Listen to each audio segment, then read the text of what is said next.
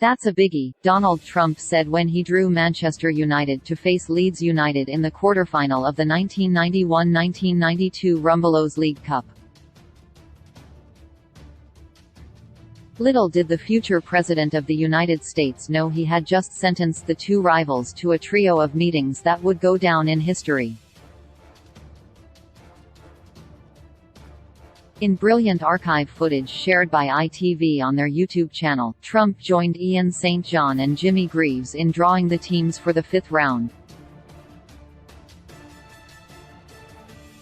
Leeds and United came out as the final pair, with former Tottenham man Greaves joking, "Oh Donald,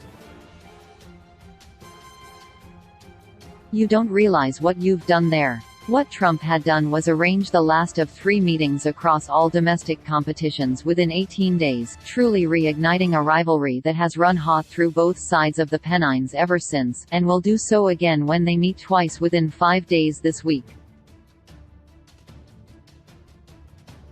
The rivalry between Yorkshire and Lancashire stems some way back, the 15th-century War of the Roses, but the football rivalry truly began to develop in the 1960s when Leeds turned into a force under Don Revie, while United enjoyed their own even greater period of success under Sir Matt Busby. The rivalry reignited in 1990 when Leeds were promoted back to the top flight after 8 years out of it, and the teams met 4 times during the 1990–1991 campaign, with both league games ending level, while United left Elland Road victorious in a League Cup quarter-final. Lee Sharp's offside winner in the second leg enraging a home fan so much he punched assistant coach Eric Harrison thinking it was Sir Alex Ferguson.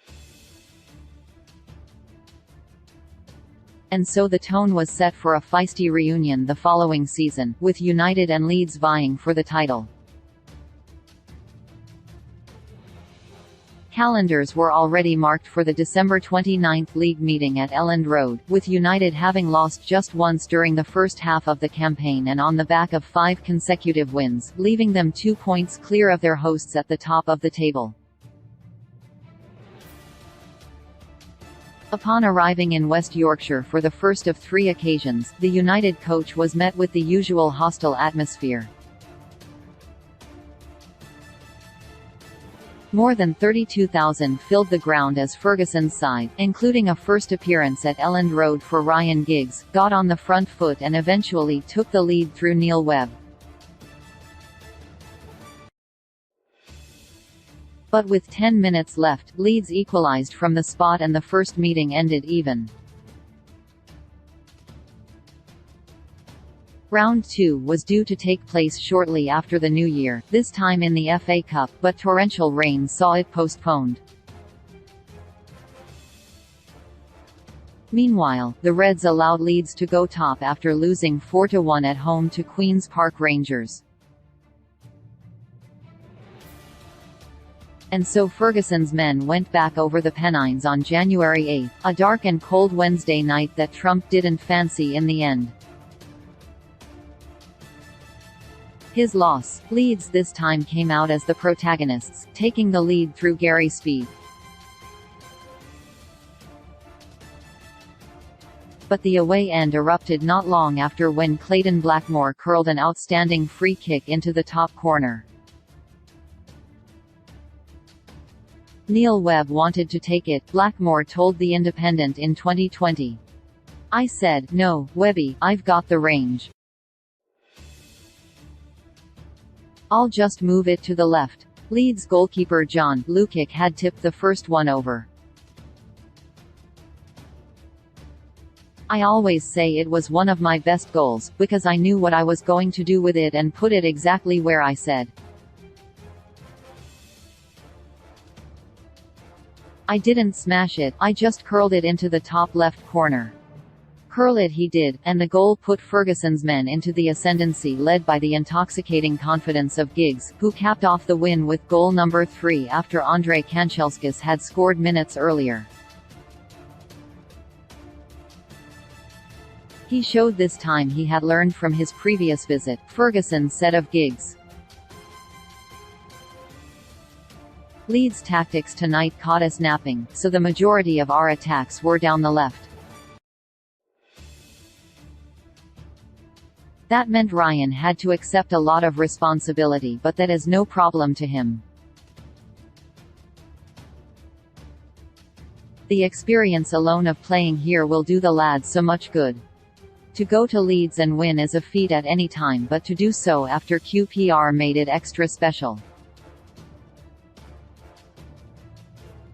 It was a magnificent effort. That will be the watershed of our season. Ferguson hurried his squad away from the chaos of Elland Road and back to the relative serenity of Old Trafford, where they beat Everton 1-0. But thoughts again quickly turned to Leeds and a fourth trip, including the originally postponed fixture, in less than 3 weeks.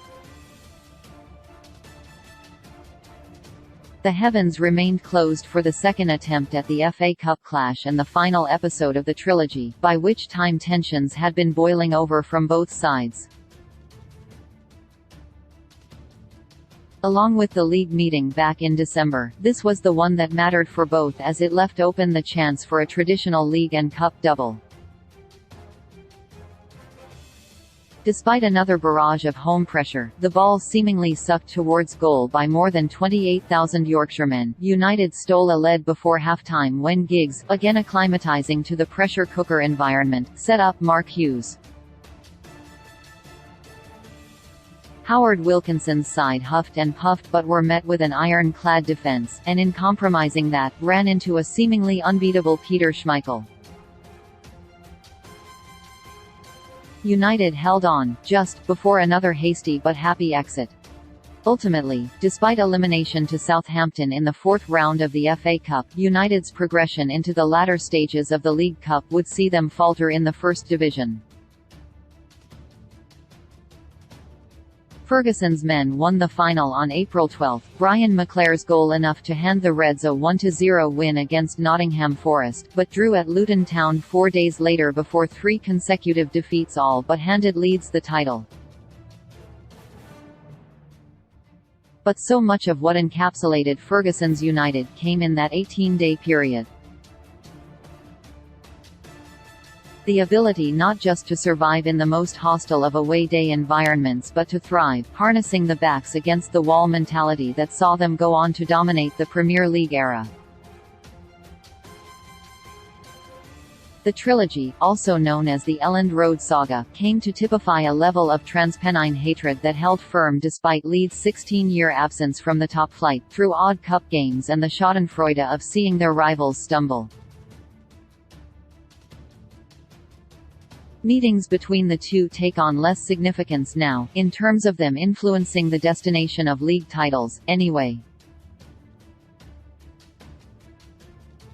Yet the guttural, visceral disdain for each other remains, as it did in the 15th century, as it did through the 1960s and 70s, and as it did during that infamous 18-day battle as 1991 turned to 1992.